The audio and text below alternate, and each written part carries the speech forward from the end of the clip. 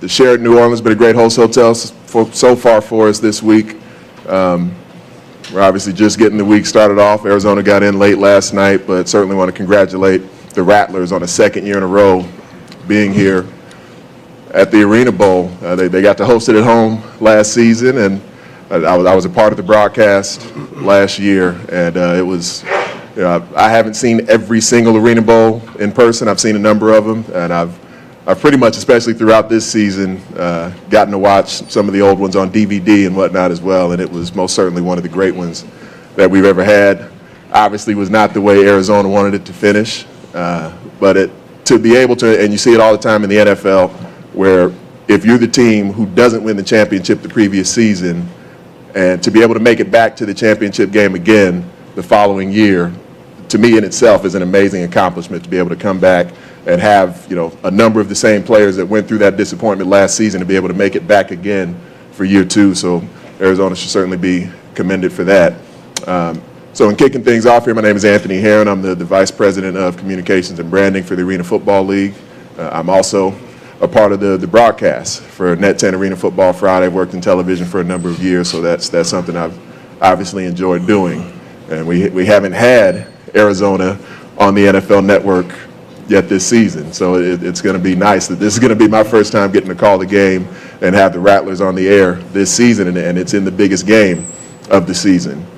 And so I'd like to kick things off by having head coach Kevin Guy come up, say a few words, address the room, and maybe talk about the path that Arizona traveled this season, because it's an impressive one that they've had so far, but I know Coach Guy thinks that it's a path that isn't finished quite yet. So Coach Kevin Guy. Thank you. Thanks. Appreciate you guys coming out today. First, I want to thank the City of New Orleans, our sponsors here for the ArenaBowl Net 10 and the Sheraton Hotel. Everything's been first class so far since we got into town, so appreciate everybody being a part of the ArenaBowl. I guess we'll talk a little bit about, last year into this year. I think it's, I need to make the point that it's two different football teams. Last year has nothing to do with this year. We had 50% turnover on our roster. We did keep a core group of guys, but two different, it's really about the journey, and we had two different, journeys to the ArenaBowl. Last year, we breezed through the season with no injuries, didn't have a lot of adversity, and we cruised right to the ArenaBowl. And then this year, it seems like we've had a lot more adversity with different things, with like, for example, injuries, and our guys just kept playing, and we got an opportunity to put ourselves in a position to get in the playoffs and compete again to go back to the ArenaBowl. I know that was a goal at the beginning of the year. We felt like it was going to be championship or bust this year. We felt like, well, we got the players, but I also felt like we did it the right way. We brought back our guys. The first free agents that we wanted to go out and sign was our own. We brought back our, a good group of core guys from last year's team. We went out and picked up some 2 or 3 free agents that I felt like gave us, filled some holes and gave us a little bit of an edge moving forward. We was able to pick up Maurice Purify after our loss to Rod Windsor last year to the NFL. We picked up Maurice in free agency. We picked up Chris Gould, our kicker. We lost Fabrizio Scaccia, who's now kicking for Philadelphia. We lost him to the 49ers last year, and we was able to pick up Chris Gould. I felt like Chris Gould, was a guy that definitely, should have been considered for kicker of the year. Led the league in touchbacks. His extra points was right at 90%, and I believe he's like over 90% on his field goals. So he had an outstanding year as a kicker. And I don't know if there is a stat for touchbacks, but if there is one, he might have said it this year, because he just blew every kicker away with the touchbacks this year on kickoffs. Other free agents there was 3 that we went and got. Marquis White. We was able to pick up Marquis White, and as a receiver as well. He got picked up by the Canadian Football League, and then about 7, 8 games into the season, he was released, and we was able to get get them in. So, those three guys from a free agent standpoint happens. And then I felt like we did a great job of going out and finding some rookies that came in and had a great season. We had 2 rookies make All-League this year. Keith Brown, a defensive back, made second-team All-Arena, and Michael Huey was first-team All-Arena on the offensive line. We felt like from building the team, we did it the right way, and we didn't really want to get into picking up too many free agents from other teams because we want to be able to teach our brand of arena football and develop our type of players. So that seems to work for us, and there's no book on what's the right way or wrong way to do it. Philadelphia, they went out and just got a bunch of street free agents, from all over the league. San Jose was another team that did it that way. We just had a different philosophy and went with it, and it seemed to work for us. But we're happy to be back here. Our guys fought all year. I feel like our players deserve all the credit.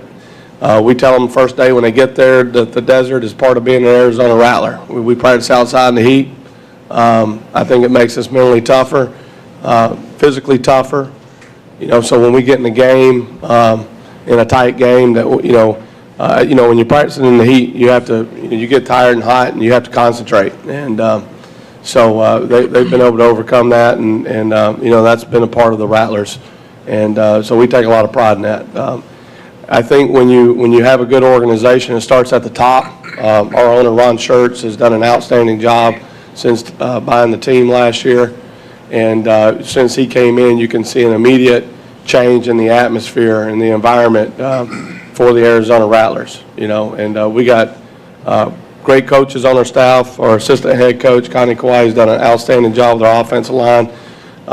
2 years in a row, we've been in the top 2 or 3 in giving up sacks, and we do a lot of 5-step. And I know Philly had a lot to say earlier in the week about their offensive linemen not making All-League, but they really run the ball and do a lot of 3-step, where we do a lot of 5-step, and we had 2 guys make all conference. So, I feel like our guys have been put in a position where they got to go out and earn that offensive line first team All-Arena. We also, Kyle Young was offensive lineman of the year this year. He got voted. So these guys had an outstanding year. Omar Smith, our defensive coordinator, has done an outstanding job. 2 years in a row, we finished in second in scoring defense in the league. He's done an outstanding job with the defense, with our secondary. Every year, since we've had Omar, we've had defensive backs that made All-League, and so we've felt pretty good about the people that we got around in our organization. So, in terms of the journey this year, it's been an up and down season. We had a lot of injuries early in the season.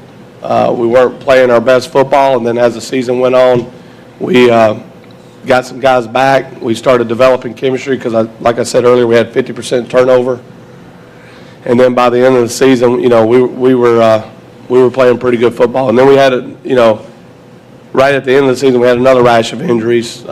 Wasn't playing so hot on offense, but once we started getting some guys back lined up, then we was able to put up 75 points like we did last week. So, we're looking forward to the a great Arena Bowl. There's 2 good football teams going against each other, and Doug Plank's done a great job up there in his first year with Philadelphia. I want to congratulate those guys for making it to the Arena Bowl as well, and we're looking for a great game. I'm sure it's going to be good for the Arena Football League. Okay, I'll open the floor for any questions. You want to introduce you guys up here too, Coach? Oh, I'm sorry. Let me introduce our players. Keith Brown, he was second team All-Arena this year as a rookie. He's out of Texas A&M, has done an outstanding job for us. Cliff Dukes, I'm sorry, he was one of the other guys that we picked. We actually didn't pick him up in free agency. We was able to pull off a trade with Kansas City to be able to pick up Cliff Dukes to bolster our pass rush. Cliff Dukes was the defensive lineman of the year last year for the whole league. He's done an outstanding job for us this year. And then Nick Davila, our quarterback. Nick was the MVP of the league last year. Had another great year this season. one of our leaders on the football team, and we're also happy to have him done a great, awesome job. And then Maurice Purify we picked up in free agency. He's been a great fit for us, especially for the position that he plays in our offense, and he's made a lot of big plays for us. So these guys have had outstanding years, and then also they're teammates, and we can pull any of these guys up here that you want to talk to, but these guys deserve all the credit while we're sitting here today. Coach, you let 50% of your team go, basically. You picked up another 50%. You a little surprised to be here? No, in this game, it's a small roster. So if you got the right players at the right spot, our philosophy is to build the team down the middle. You could go out and find good perimeter players, and we've been able to do that. And that's not, I'm not trying to short the other positions, but you want to be strong up the middle anytime you're building a football team. And if you look right down the middle of our team, we've had some. Another guy we left out was Odie Armstrong, our fullback. He was second team All-League this year. He had an outstanding job. But if you look down the middle, our fullback, our center was the offensive lineman of the year. Our fullback was second team All-Arena. Our quarterback has been strong for us, since he's got to the Arizona Rattlers. And then you go to defense, our nose guard, Antaj Hawthorne. I know Philly got their say in about who didn't make it. I mean, to me, there's not a better nose guard in the game playing in arena football. Our Mac linebacker, Tyree Glasper, very physical. Virgil Gray plays our safety spot. I mean, so if you look right down the middle, then you got the other spot that we really look at that we put a lot of weight on is our kicker. I mean, he's responsible for a lot of points and onside kicks and kickoffs. So, and then you take all the other positions and you start, plugging those guys in, and you can develop a pretty good football team. But I wasn't surprised, because we had a good group of core guys. And then, and also I think it says something about our coaching staff. In this model, you have to develop football players. And people's made the statement all year long that we have a bunch of veterans. I mean, we've got a lot of young guys on our football team. So, I'm sure after this season, we're going to have to turn some spots over as well. Some guys leave for free agency. Some guys decide not to play anymore. That's just the model that we play in right now. After y'all were here about 6-7 weeks ago, after the game, I asked Coach O'Hara, would you be surprised to see them back? So you got a prediction there. He knew you guys were coming back. Yeah, no, me and Pat, we were teammates back in 1999 with Orlando Predators. We went to the ArenaBowl that year, and Pat's a solid guy. I think he's a guy that definitely we voted for him. Each coach gets 3 votes for Coach of the Year. He was definitely in my top 3 for him to come in and get this organization back in the playoffs. I think he did an outstanding job down here this year. Yeah, that was more of a prediction on you guys. Mm-hmm. How well you all play. Yeah, well, I mean, me and Pat talk from time to time, so he's aware of, and he's been around the league a long time. He knows, you got to have players to win. And he knows, that we've got some good players. So, I appreciate that from Pat. I think I saw that interview, so I do remember him saying that. Talk about Philadelphia, what you know about them. What scares you? Well, we're not scared. Let's be clear about that. To be honest, we haven't seen too much of Philadelphia all year long. I mean, this week we haven't played them, haven't seen too much film on them throughout the season. Through 18 weeks of playing, we've saw maybe 1 or 2 films, the whole season. So, and because we were playing another team, really wasn't concentrating on what they were doing.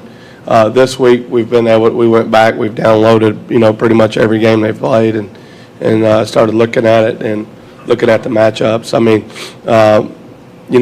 they've done a great job to put themselves in a position to be back here. I mean, Doug Plank's went in there, and I don't think that, they didn't make the playoffs last year, so he's done a great job of getting them into the playoffs and his leadership.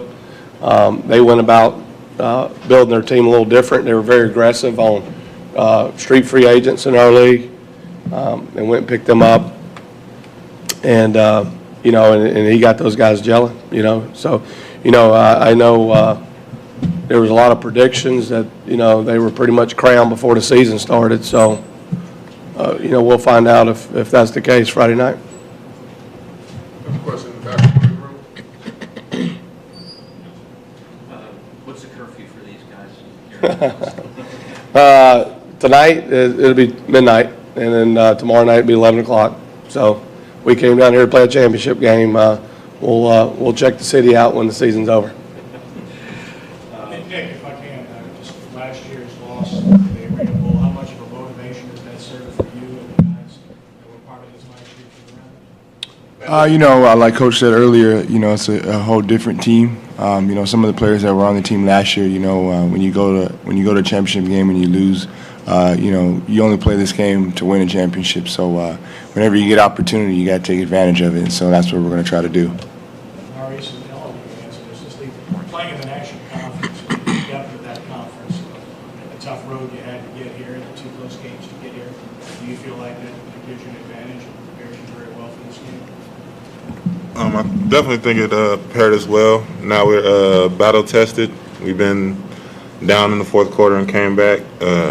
Coach Guy brought it to our attention in the beginning of the year, or towards the middle of the year. People thought we were front runners, and I think the game last week let everybody know that through adversity we can come back and win, and that we're in every game at all times. And the depth of the conference, guys, you feel like our conference really good for this? I do too. I mean, we've been working hard since we started, so you know, hard work pays off, and we're just happy to be here.